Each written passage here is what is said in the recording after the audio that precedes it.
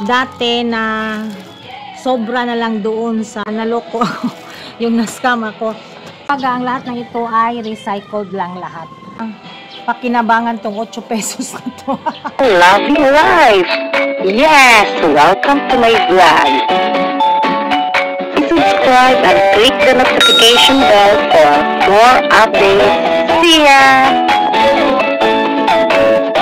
Kita ba lahat ang bago niyang buhay? Pag-isip. Ang sounds. Good afternoon mga kasari, mga katita. This is Tita Barla. Welcome to my channel. Today is January 9, Tuesday. Happy Tuesday everyone. So ito na yung ipakita ko sa inyo yung aking DIY palabunutan. Ito yung luma na napapangitan ako kasi nga bungi-bungi na.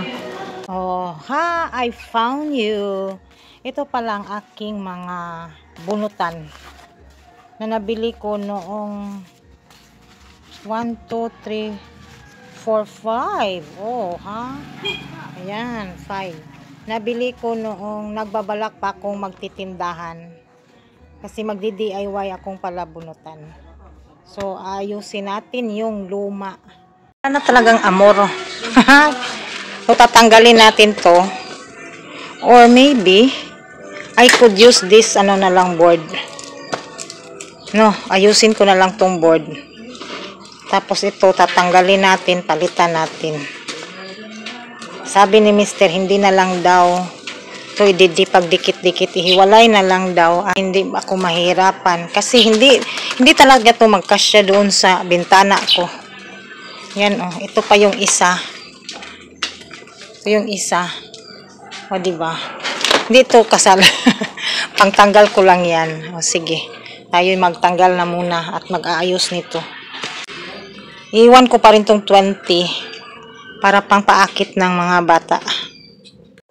Tanggalin na lang natin tong iba.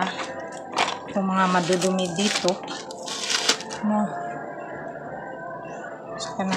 Tanggalin lang to. Ito ay sa luma. Ito na magiging.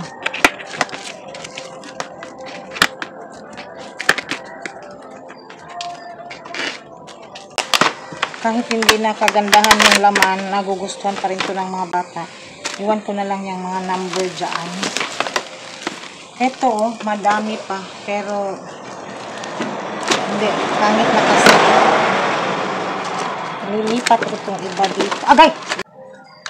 Meron pang karayong. Ano kaya ito? Yoyo? Oh, yoyo. Lipat ko dyan. Yoyo pala din to.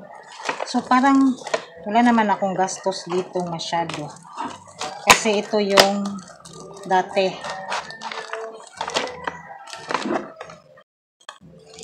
Ito yung dati na hindi ko alam ko ito hindi ko pa to bawi. Pero napapangitan na ako. Samantalang yung nabili ko naman na bunot is ano ba ito?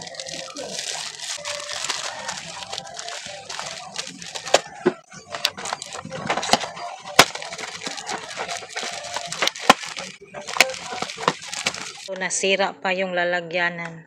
Hindi ko alam kung ilang beses na to napag lipat-lipat. So ang gagawin ko, ginupit ko na lang pati yung board para may pangano siya. Idikit ko siya ulit ng scotch tape. Ayan, malapit nang napuno. Maganda ng itsura kahit papano.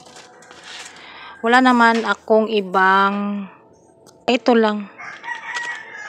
Ito barang lagayan yan dati eh. Yan. So yan lang. At yung iba naman dito galing naman to sa kabila na pinaglilipatan. At ito lang siguro 10 pesos, dalawang 10 pesos ang hindi ko na isali. Meron namang 20 pesos isa. Dati na sobra na lang doon sa yung naloko yung na-scam ako. So parang ang papangit na kasi tingnan yung parang ang papangit na kasi tingnan yung bungi-bungi. So, ayan. Ayan. Pinaghalo ko na lang sila sa isang board.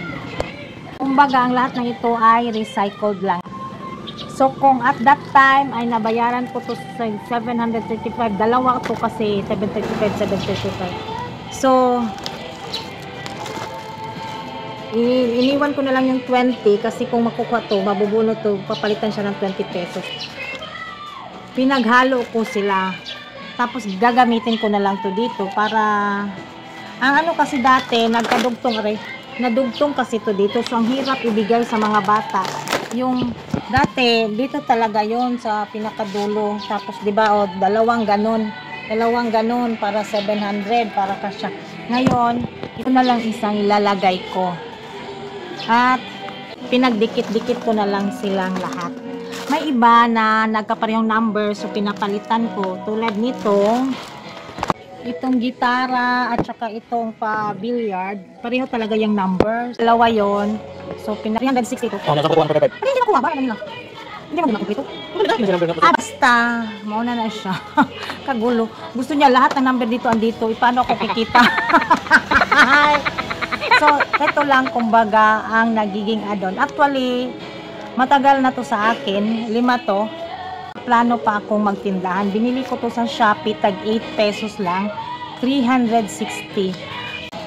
Ang una kong pang DIY, ano ko sa link ha, talagang parang wala akong kita doon, parang kukunti lang kita ko. Kasi ang akala ko kung ilan to dito, dapat ganon din yung prices, kaloka.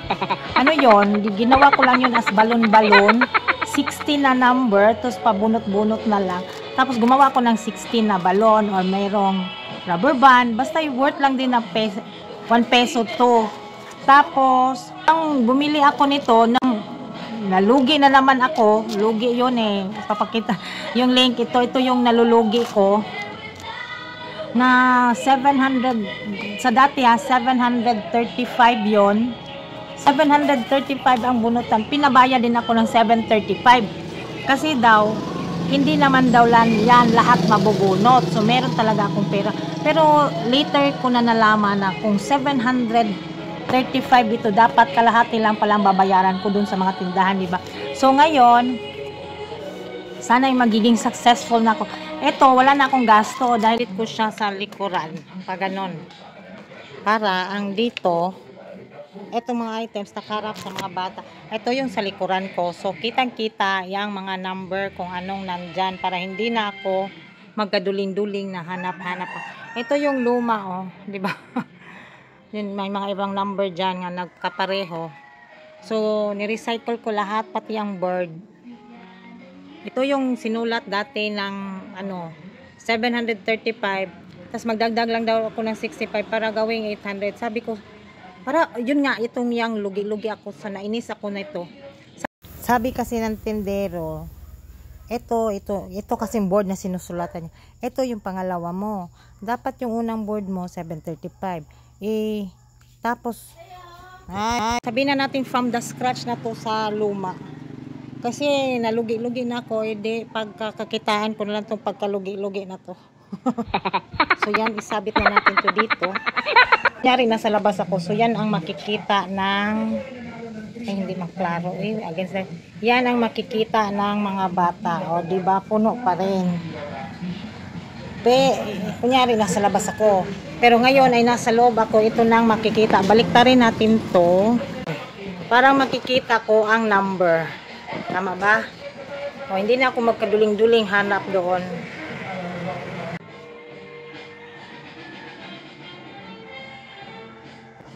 Ganyan na lang para so nagmukha na siyang tunay. Di tulad kanina nga, pangit-pangit. Ang gusto ni husband, sure ba daw ako na itong number dito, meron ba dito? Ibahala na mo kung meron o wala. Basta is, madidispose ko to. So, ito na yung mga itsura niya. So, ayan. Parang wala lang. Naisip ko lang na pakinabangan tong 8 pesos na to. So, yan lang muna i-share ko for the day. Thank you so much everyone. At Sa hindi pa nakapag-subscribe, please subscribe Tita Barla and goodbye!